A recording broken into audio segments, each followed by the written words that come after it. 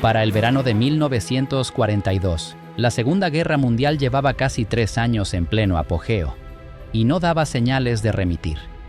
El conflicto, que comenzó en 1939, cuando la Alemania nazi invadió Polonia, se había extendido mucho más allá de los límites de Europa. Y a medida que las potencias del eje buscaban expandir sus vastos imperios, los campos de batalla se extendían desde África hasta Asia, con Alemania, Italia y Japón ahora unidos contra los aliados. Los combates habían estallado en todos los rincones del mundo, y la lucha continuaba en los continentes devastados por la guerra, mientras que en el mar se libraban batallas navales por el control de las rutas de suministro.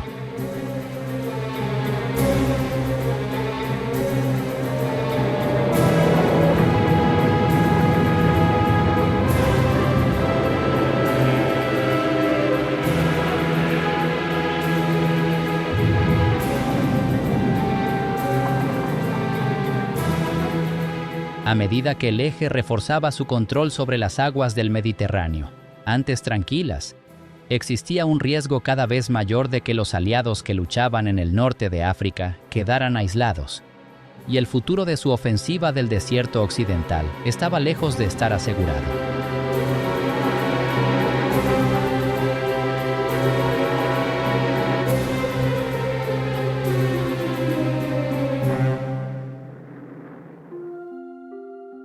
Las tropas italianas y alemanas representaban ahora una amenaza muy real para los intereses británicos en África, ya que se adentraron profundamente en el paisaje desértico de Egipto, llegando a El Alamein, a las afueras de El Cairo.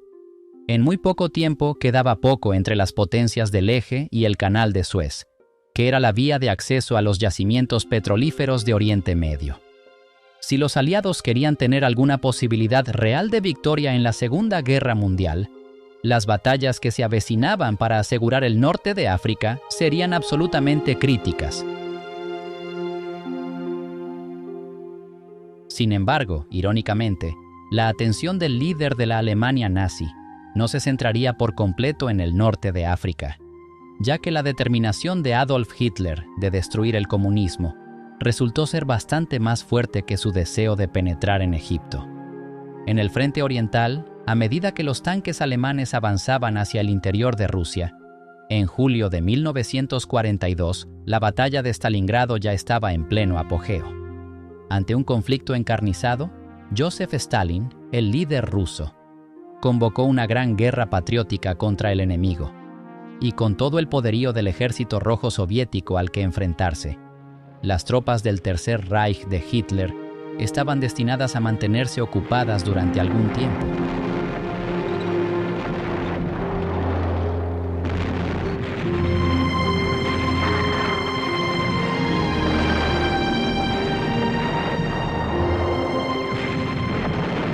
Y mientras tanto, en el lejano oriente, a pesar de las inmensas ganancias territoriales de los aliados japoneses de Hitler, la marea que hasta entonces había estado a favor del eje comenzaba lentamente a volverse en su contra. En el mar, la batalla de Midway, librada en junio de 1942, había resultado ser una victoria crucial para los aliados en el teatro de operaciones del Pacífico.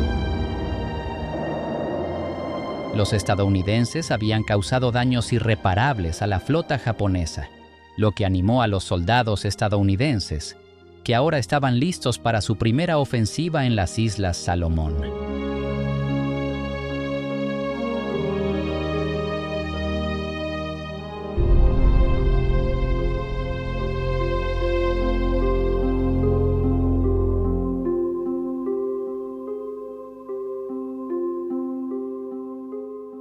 El continente africano había sido un campo de conflicto entre los imperios occidentales mucho antes del estallido de la Segunda Guerra Mundial, y aunque se establecieron colonias europeas por todo el continente, a principios del siglo XX quedaba poco que los habitantes nativos pudieran llamar suyo.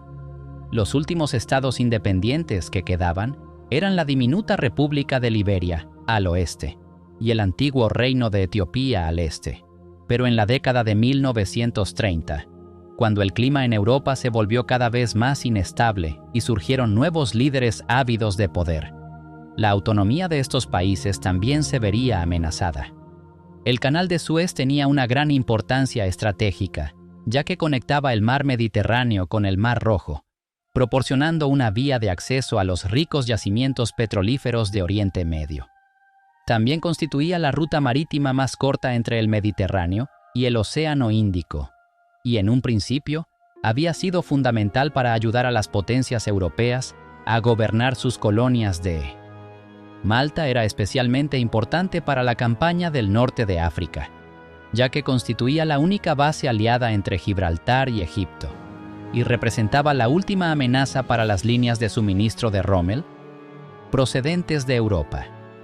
El primer ministro británico, Winston Churchill, consideraba la isla como un portaaviones insumergible, pero a medida que las tropas de Rommel avanzaban en Libia, haciendo retroceder a la fuerza del desierto occidental y dirigiéndose hacia el este, hacia Egipto, el control del eje sobre el Mediterráneo se iría endureciendo, y para 1942, casi ningún barco podría llegar a Malta. Hitler y Mussolini carecían de los recursos necesarios para tomar El Cairo y Malta al mismo tiempo, por lo que decidieron bombardear y asfixiar a la isla hasta que se rindiera. Se convertiría en una de las zonas más intensamente bombardeadas de la guerra, con alrededor de 250 incursiones al mes durante los primeros 6 meses de 1942.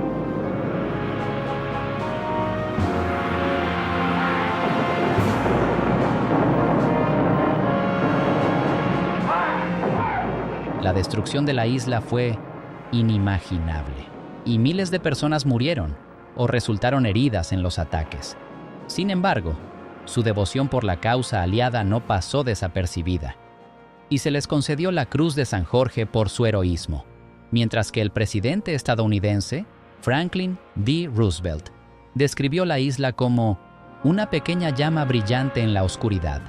Pero mientras los suministros se agotaban y las fuerzas navales aliadas luchaban por llegar a Malta, los comandantes aliados se dieron cuenta de que solo sería cuestión de tiempo antes de que la isla se rindiera. Mientras tanto, Rommel se acercaba a Egipto, y tras semanas de agotadoras batallas, el 20 de junio de 1942 había capturado Tobruk. 10 días después, sus Panzers llegaron a El Alamein, una estación de tren en la costa de Egipto, a solo 60 millas de Alejandría. Aunque la posición aliada se deterioró drásticamente, Churchill se negó a dejarse vencer por Adolf Hitler y se mantuvo firme en que la batalla para aplastar al eje debía continuar.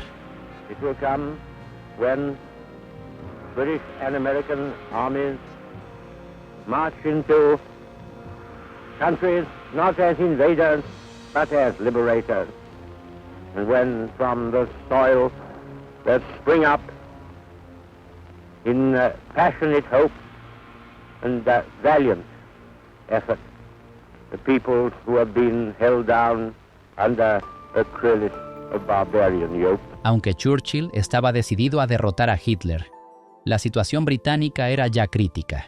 Además de los avances del eje en Europa y África, existía una gran preocupación por el futuro del Imperio Británico en el lejano Oriente.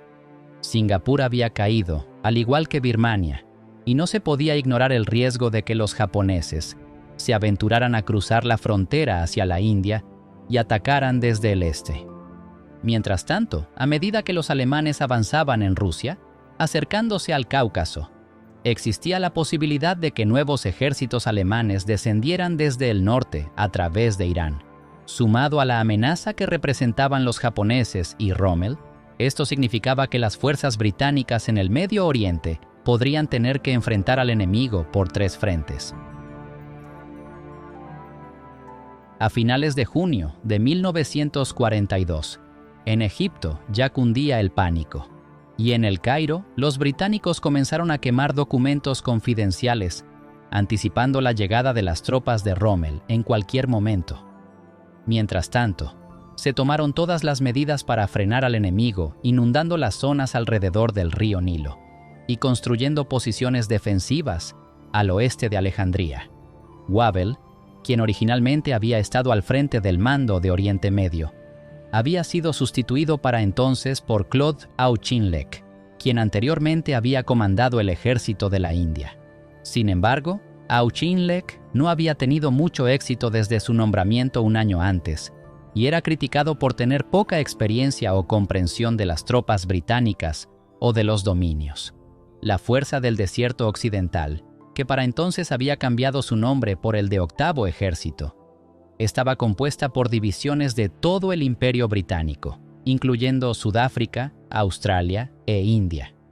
Sin embargo, la confianza que tanto los comandantes de los dominios como los británicos tenían en Auchinleck estaba decayendo en el verano de 1942, y las relaciones eran considerablemente tensas. No obstante, el destino de Egipto estaba ahora en sus manos, y el futuro de Auchinleck dependía de su éxito. Imagen 35. La Fuerza Aérea Aliada del Desierto también desempeñaría un papel destacado en la defensa de Egipto, y cuando Rommel inició el ataque contra El Alamein, el 1 de julio de 1942, causaría daños considerables a las unidades que avanzaban. Los aviones de la RAF bombardearon intensamente las ya frágiles rutas de suministro, y mientras las columnas móviles británicas atacaban desde el oeste y desde el sur, pronto los hombres de Rommel quedaron exhaustos y se quedaron sin suministros.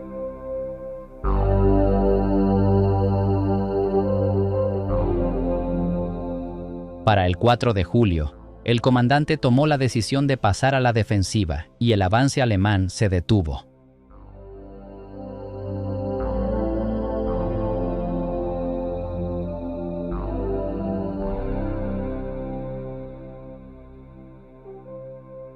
Para Churchill, eso no era suficiente. Instó a Auchinleck a atacar de nuevo y a eliminar la amenaza del eje, pero las defensas de Rommel se mantuvieron firmes, y aunque las batallas continuaron a lo largo de julio, a finales de mes, el comandante británico no tuvo más remedio que poner fin a las operaciones ofensivas. El fracaso se presentó ante Churchill en un momento particularmente difícil, ya que estaba a punto de informar al líder soviético, Joseph Stalin, de que una invasión anglo-estadounidense de Europa no sería posible hasta que concluyera la campaña africana. Stalin había estado luchando contra la Alemania nazi desde junio de 1941, y mientras los rusos luchaban desesperadamente por detener el avance de las tropas de Hitler, el líder soviético había estado presionando a Churchill para que abriera un segundo frente desde hacía algún tiempo. Mientras Stalin esperaba una invasión de la Europa ocupada, los comandantes británicos habían llegado a la conclusión de que la prioridad debía ser una invasión aliada del noroeste de África, donde la Francia de Vichy controlaba territorios en Marruecos, Argelia y Túnez. Esto mejoraría el control naval del mar Mediterráneo y ayudaría a allanar el camino para una invasión del sur de Europa en 1943.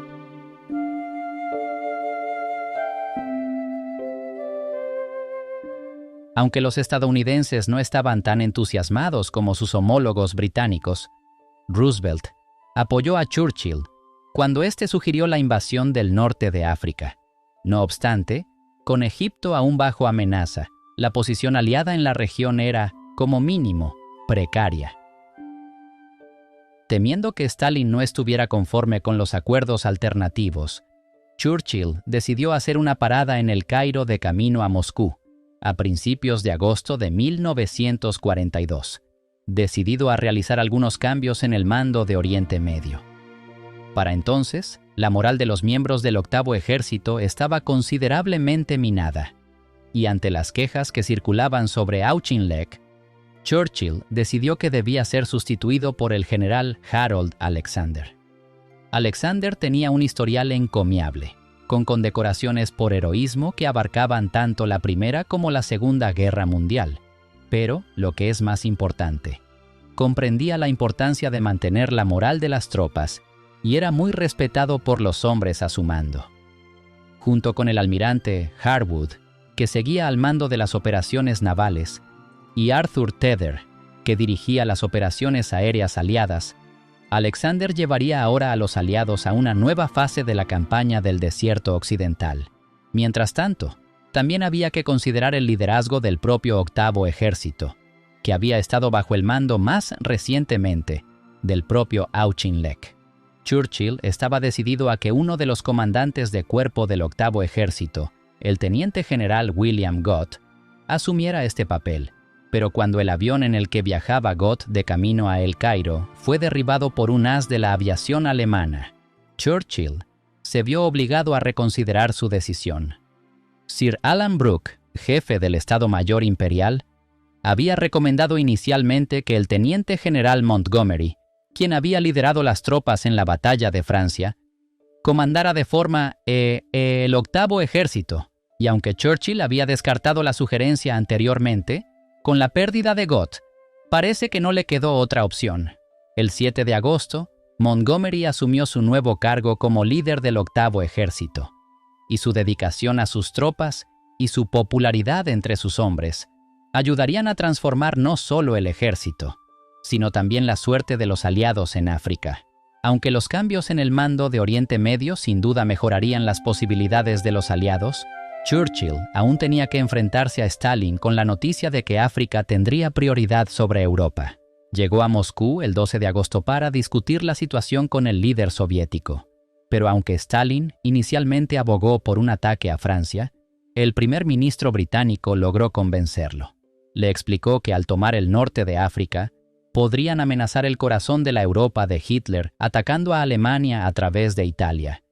Y le aseguró al líder soviético que, mientras tanto, las fuerzas estadounidenses y de la Commonwealth se reunirían en Gran Bretaña, listas para la eventual invasión de Francia a través del canal.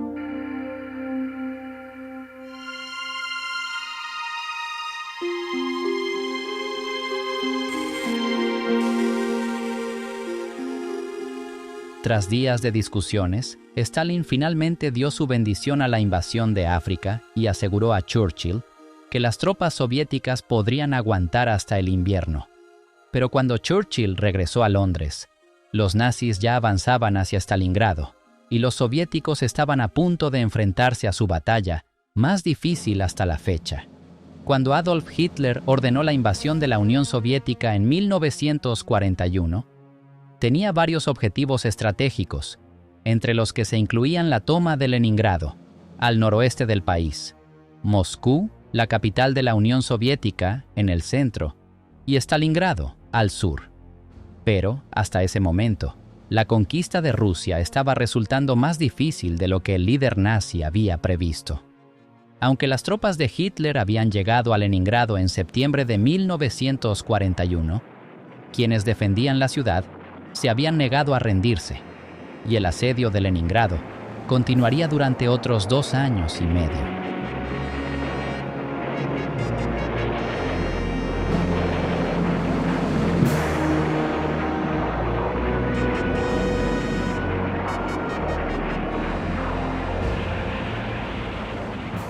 Mientras tanto, la batalla de Moscú había llegado a su fin en enero de 1942 y había sido una victoria decisiva para los soviéticos. Aunque más de 1 millón de soldados y civiles soviéticos habían sido hechos prisioneros o habían muerto en el proceso. Al no haber logrado capturar Moscú ni Leningrado, Hitler había depositado ahora todas sus esperanzas en conquistar la ciudad que llevaba el nombre del líder soviético, Stalingrado. Stalingrado proporcionaba rutas de transporte vitales entre el mar Caspio y el norte de Rusia, y la toma de la ciudad cortaría efectivamente el transporte de suministros hacia el norte. También se esperaba que la toma de Stalingrado asegurara el flanco derecho de los ejércitos alemanes a medida que avanzaban hacia el Cáucaso, una región rica en petróleo y minerales, y vital para la guerra de Hitler contra los aliados. Pero quizás una de las principales razones que tenía Hitler para atacar Stalingrado era su importancia para el líder soviético. Stalin había participado en la defensa de la ciudad contra el Ejército Blanco en 1919, cuando el Ejército Rojo luchaba por la supervivencia del bolchevismo. y cuando llegó al poder como líder de la nación comunista en la década de 1920, decidió cambiar el nombre de la ciudad, que originalmente era Tsaritsyn, a Stalingrado para celebrar su papel en la Revolución Rusa. Adolf Hitler no pasó por alto ese simbolismo, pero mientras que el dictador nazi estaba impulsado por su deseo de destruir el comunismo, su Estado Mayor quería atacar de nuevo en la dirección de Moscú, con la esperanza de poder aplastar al resto de las fuerzas militares soviéticas. Sin embargo, había pocas esperanzas de disuadir a Hitler una vez que había tomado una decisión, y el ataque a Stalingrado y el Cáucaso, cuyo nombre en clave era Operación Azul, tuvo prioridad sobre todos los demás planes militares y estaba programado para comenzar a finales de mayo de 1942. Mientras tanto, los soviéticos habían recibido una clara indicación del último plan nazi. Se había descubierto un maletín que contenía los planes de la Operación Azul después de que un avión alemán fuera derribado sobre Rusia. Pero mientras los generales soviéticos examinaban minuciosamente los documentos, Stalin estaba convencido de que la aparición de los planes no era más que una estratagema deliberada para engañar a los comandantes del Ejército Rojo y alejar a las tropas soviéticas del verdadero objetivo, que él creía que era Moscú. Por el momento, la protección de la capital seguía siendo la prioridad de Stalin. Pero mientras las tropas nazis se preparaban para el avance, los verdaderos motivos de Hitler pronto quedarían claros. Un mes más tarde de lo previsto, el 28 de junio de 1942, la Operación Azul había comenzado finalmente, y las tropas del Grupo de Ejércitos Sur avanzaban a toda velocidad a través de las desoladas llanuras rusas hacia su objetivo. Las fuerzas del eje se habían dividido en dos grupos. El Grupo de Ejércitos Sur A, comandado por Wilhelm List, e integrado por el 17º Ejército y el Primer Ejército Panzer, que avanzaba hacia el Cáucaso en el extremo sur. Mientras tanto, el Grupo de Ejércitos Sur B, que incluía el Segundo Ejército del general Hans von Salmuth, el Cuarto Ejército Panzer y el Sexto Ejército del general Friedrich Paulus, marchaba hacia el este, en dirección a Stalingrado y el río Volga. Entre los comandantes nazis, existía la preocupación de que la decisión de llevar a cabo dos operaciones simultáneamente pusiera a prueba las líneas de suministro y pusiera en riesgo toda la ofensiva. Pero en las primeras etapas del avance, el progreso del Grupo de Ejércitos B hacia Stalingrado fue tan bueno que Hitler decidió hacer algunos cambios en el orden de batalla. Convencido de que el Grupo de Ejércitos B ya no necesitaba al Cuarto Ejército Panzer, ordenó que los tanques se dirigieran al sur para unirse a las tropas que avanzaban hacia el Cáucaso. El cambio de estrategia provocó un enorme embotellamiento cuando los Panzers se cruzaron en el camino del Sexto Ejército motorizado, y el avance de Paulus se retrasó. Mientras el Sexto Ejército esperaba, los días pasaban y el factor sorpresa se desvaneció. Con la acumulación de tráfico hacia el sur, los soviéticos se dieron cuenta de que el objetivo del próximo ataque del eje era Stalingrado, no Moscú, y todas las tropas disponibles comenzaron a dirigirse rápidamente hacia la ciudad para prepararse para su defensa. El general del Ejército Rojo, Andrei Yeremenko, asumió el mando y consolidó las fuerzas de que disponía en la orilla oriental del Volga para prepararse para su llegada. Pero una vez que el Grupo de Ejércitos B estuvo listo para avanzar de nuevo, su avance fue más rápido que nunca, y pronto el Sexto Ejército de Paulus había llegado al río Don, que se encontraba a solo 40 millas al oeste de Stalingrado y del Volga. Se desataron feroces combates, ya que los soldados soviéticos de la zona hicieron todo lo posible por frenar el avance del eje, pero todos sus esfuerzos resultarían inútiles. Para el 21 de julio, más de 100 lanchas de asalto comenzaron a cruzar el Don, y en cuestión de horas, se había establecido una cabeza de playa en su margen oriental. Los soviéticos desplegaron todos los hombres de la que pudieron reunir en el margen de 64 kilómetros que separaba el Don del Volga, pero pronto las defensas rusas se desmoronaron y parecía que poco se interponía en el avance del eje hacia la propia Stalingrado. En un intento desesperado por detener el colapso soviético, Stalin ordenó que cada gramo de suelo ruso fuera defendido hasta la última gota de sangre, amenazando de muerte a quienes se retiraran. Mientras tanto, cualquiera lo suficientemente fuerte como para sostener un rifle fue enviado a defender la ciudad, y se ordenó a los civiles que cavaran trincheras y fortificaciones alrededor de sus afueras. Nadie quedó exento del esfuerzo por salvar Stalingrado, y las mujeres y los niños trabajaron tan duro como los soldados para impedir que los nazis se apoderaran de su ciudad. Sin embargo, a finales de agosto, la batalla estaba a punto de volverse más dura que nunca, ya que la Fuerza Aérea Alemana, la Luftwaffe, comenzó su ataque desde los cielos.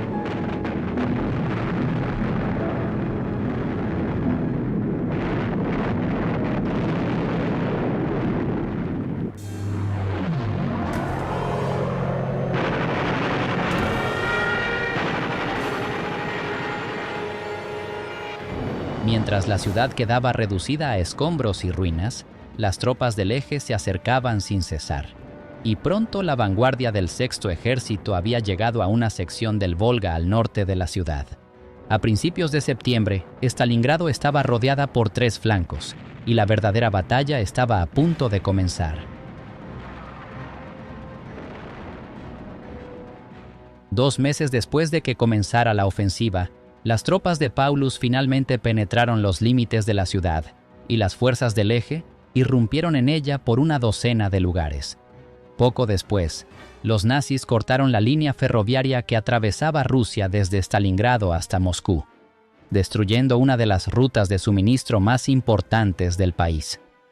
Las tropas y los suministros ahora solo podían llegar a Stalingrado desde el otro lado del Volga, detrás de la ciudad.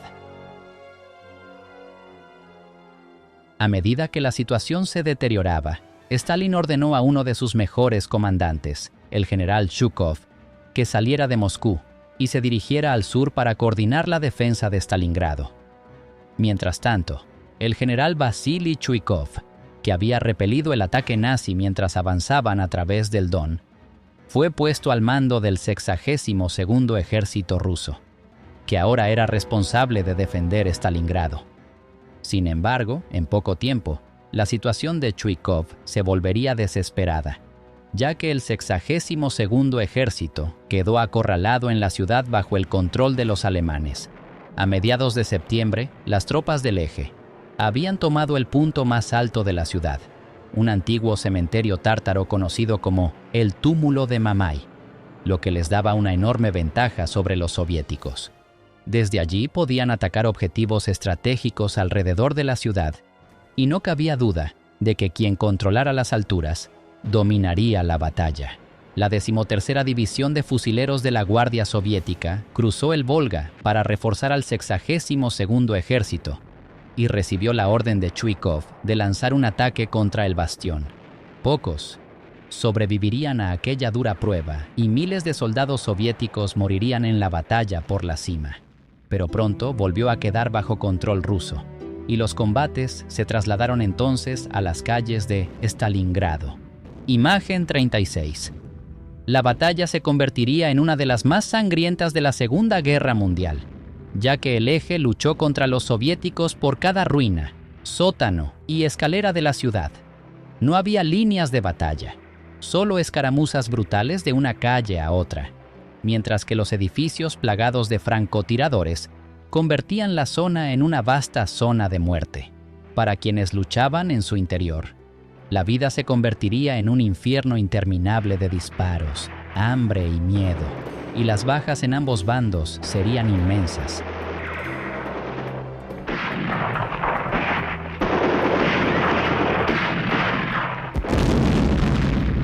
Mientras continuaba la guerra de Stalin contra el eje, estaba claro que un segundo frente para aliviar la presión sobre las tropas soviéticas no podía llegar ni un momento antes. Pero la invasión del norte de África que Churchill había prometido al líder soviético se encontraba todavía en las primeras etapas de planificación, y los desacuerdos entre los comandantes estadounidenses y británicos comenzaban a amenazar el progreso de cualquier invasión. Las preocupaciones en esta etapa giraban en torno a dónde deberían realizarse los desembarcos en territorio africano francés. Churchill quería desembarcar tropas lo más cerca posible de la base del Cuerpo África de Rommel y abogaba por desembarcar en la frontera oriental de Argelia, cerca de Túnez. Pero el jefe del Estado Mayor del Ejército estadounidense, George C. Marshall, quería limitar los desembarcos al oeste de Argelia y parecía estar planeando un ataque a una escala mucho menor de lo que Churchill había previsto.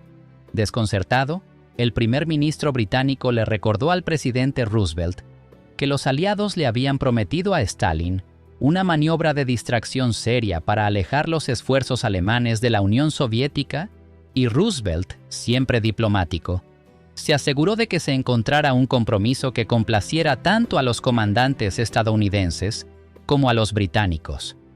Se decidió que habría 3 desembarcos simultáneos.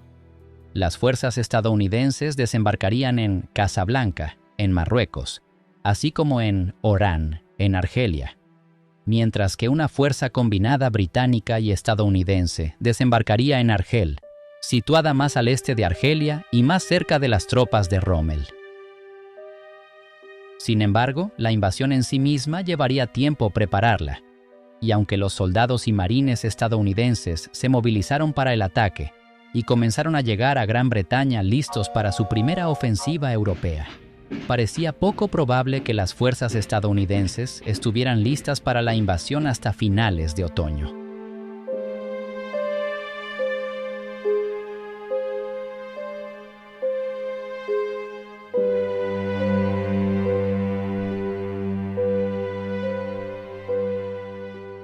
Mientras tanto, los comandantes estadounidenses tenían que lidiar con algo más que el teatro de guerra europeo. Aunque la prioridad de Estados Unidos había sido derrotar a la Alemania nazi, cuando entraron en la guerra en diciembre de 1941, en el lejano oriente, los aliados japoneses de Hitler representaban una amenaza considerable para los intereses aliados. Durante los primeros 6 meses de la Guerra del Pacífico, los japoneses habían conquistado cientos de miles de kilómetros de territorio, que se extendían desde Birmania, en Asia Oriental, hasta las islas del Pacífico Sur. Pero para mayo de 1942, las fuerzas estadounidenses habían comenzado a lograr algunos avances para frenar el avance japonés. Durante la batalla del Mar del Coral, lograron impedir que los japoneses se apoderaran de más territorio en Nueva Guinea. Y al mes siguiente, se libró una gran batalla naval alrededor de la isla de Midway, en el Pacífico Norte, que infligió graves pérdidas a la flota japonesa.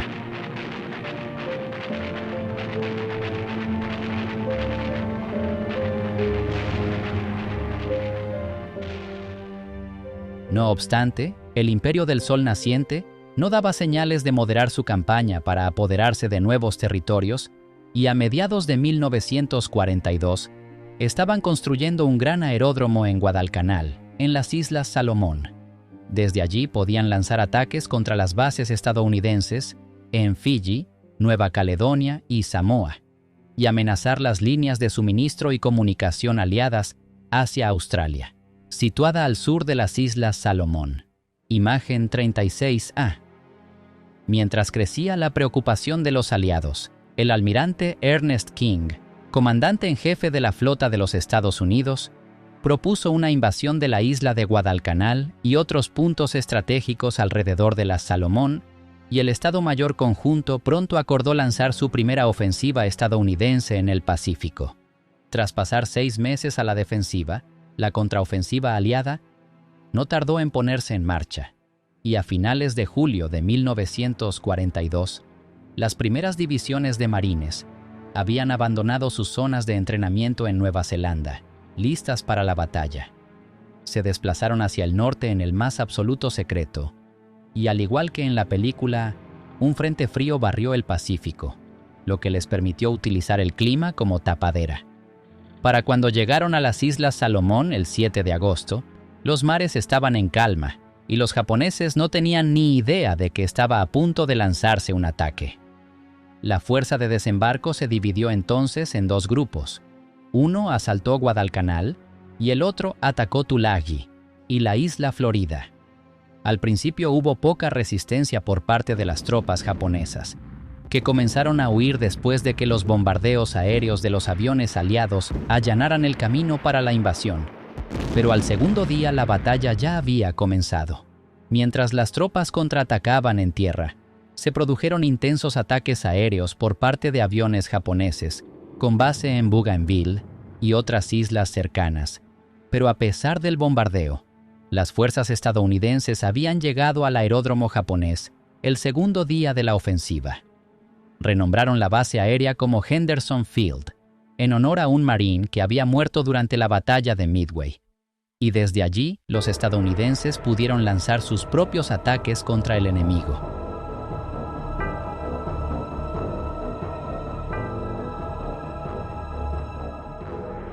A lo largo de agosto, los aviones estadounidenses y sus tripulaciones siguieron llegando a Guadalcanal para repeler al enemigo, y las batallas aéreas entre los aviones aliados en el aeródromo de Henderson y los bombarderos y cazas japoneses de Rabaul, en Nueva Guinea, continuaron a diario.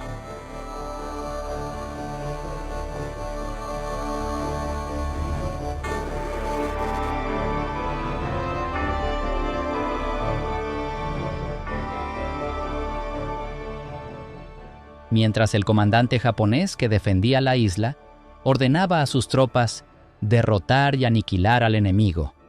Las batallas a través de las densas y plagadas de enfermedades selvas de Guadalcanal serían algunas de las peores que los soldados estadounidenses enfrentarían durante la Segunda Guerra Mundial.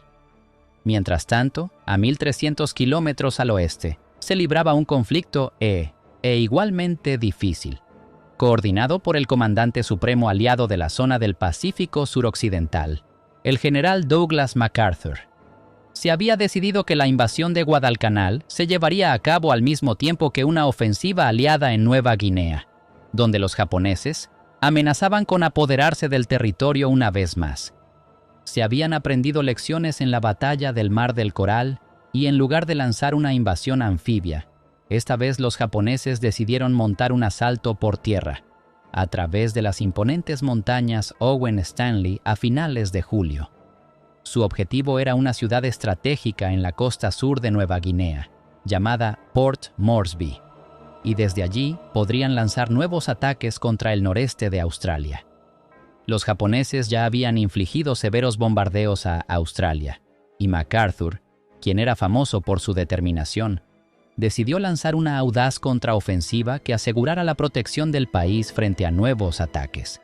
Si los japoneses se atrevían a aventurarse a cruzar las montañas Owen Stanley, también lo harían los aliados, y MacArthur ordenó a las tropas curtidas en batalla de la 7ª División Australiana, que habían regresado de combatir a las tropas de Rommel en África a principios de año, que se adentraran en la selva para repeler a los invasores japoneses.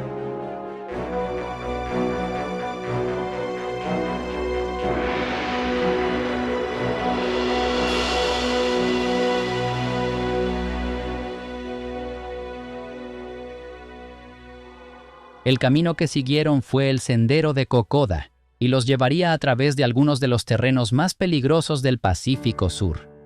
A través de pantanos plagados de enfermedades, gargantas profundas y selvas oscuras y húmedas, los australianos se embarcaron en una misión mortal para repeler a los japoneses.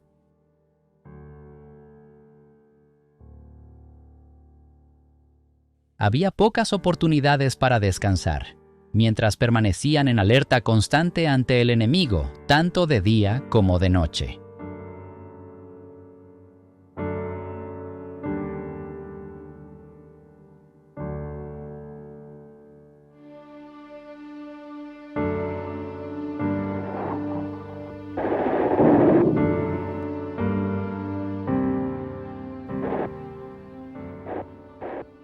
Mientras tanto, aviones estadounidenses sobrevolaban la zona para lanzar suministros a las tropas que luchaban en tierra, aunque las señales de humo que enviaban los australianos no siempre eran fáciles de detectar.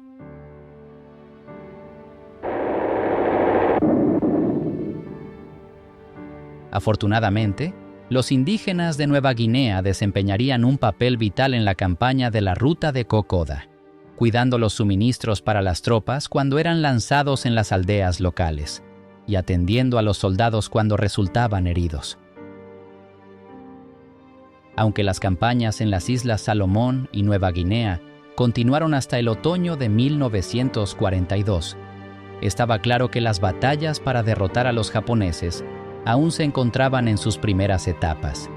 Y mientras las tropas australianas y estadounidenses intentaban arrebatarle territorio al enemigo, centímetro a centímetro, era evidente que la guerra en el Pacífico sería un conflicto largo y encarnizado. En África y el Mediterráneo, sin embargo, ya se vislumbraba un rayo de esperanza en el horizonte, mientras continuaba la batalla contra las fuerzas alemanas e italianas. En agosto, se había lanzado una operación para hacer llegar suministros a quienes luchaban desesperadamente en Malta, y 14 buques mercantes habían zarpado de Gibraltar, protegidos por 2 grandes escoltas de buques de guerra. A lo largo de la travesía, las fuerzas aliadas sufrieron intensos bombardeos por parte de los aviones del eje, y muchos de los buques aliados, entre ellos destructores, portaaviones y los propios buques mercantes, fueron hundidos o sufrieron graves daños durante el viaje a Malta. Sin embargo, para el 15 de agosto, 5 buques mercantes habían logrado llegar a la isla, y aunque el asedio de Malta no había terminado en absoluto, los suministros que traían significaban que, por el momento, la isla podía seguir resistiendo, y la conquista del Mediterráneo por parte del eje aún no se había completado. Mientras tanto, en África, la moral de las tropas aliadas que protegían Egipto se había elevado considerablemente gracias a la presencia del general Montgomery. Después de haber asumido el mando del 8º Ejército el 13 de agosto, se convirtió en un torbellino de actividad, apareciendo regularmente ante las tropas y anunciando a sus oficiales: si nos atacan, no habrá retirada. Si no podemos quedarnos aquí vivos, nos quedaremos aquí muertos. A finales de agosto, Rommel hizo un último y desesperado intento por llegar al Nilo, pero, demostrando que era un hombre de palabra, Montgomery frenó el avance nazi en 2 días de lucha, en la batalla de Alam el Halfa. A partir de ese momento, Montgomery se centraría en la preparación de un contraataque que, según su determinación, conduciría a una victoria decisiva contra las fuerzas de Rommel. El comandante británico decidió trasladar su cuartel general de campaña más cerca del puesto de mando de la Fuerza Aérea para coordinar mejor las operaciones combinadas, de modo que el ejército, la armada y la Fuerza Aérea pudieran librar sus batallas de manera unificada y centrada. Su objetivo era privar a Rommel de la fuerza necesaria para resistir al 8º Ejército cuando lanzaran su contraataque, y ordenó a la Fuerza Aérea aliada que destruyera todas las pistas enemigas que encontrara en el Mediterráneo Oriental, además de bombardear las rutas marítimas hacia el frente de Rommel. El comandante británico también centró los ataques aéreos en los puertos enemigos del norte de África, de modo que, si los suministros lograban llegar, resultaría prácticamente imposible descargar los barcos a su llegada. Mientras tanto, desde Benghazi hasta El Alamein, se producían bombardeos regulares contra las tropas de Rommel. El esfuerzo combinado tuvo el resultado deseado, y en menos de un mes, menos de la mitad de los suministros de Rommel lograban llegar a su destino. Pronto se invertirían los papeles en el norte de África, y mientras continuaban los preparativos para la invasión del noroeste de África, en poco tiempo el eje se enfrentaría a un ataque en 2 frentes. Rommel sabía muy bien que las fuerzas de la Commonwealth británica pronto serían lo suficientemente fuertes como para lanzar una ofensiva contra su ejército, y su única esperanza ahora era que las fuerzas alemanas que luchaban en la batalla de Stalingrado pudieran derrotar rápidamente a las tropas soviéticas. Los alemanes que avanzaban por el Cáucaso podrían entonces amenazar a Irán y a Oriente Medio y alejar a las tropas británicas de su línea del frente. Pero las esperanzas de Rommel serían en vano, pues en Stalingrado, los rusos planeaban un contraataque trascendental, y a medida que se acercaba el invierno de 1942, la marea de la guerra estaba a punto de cambiar.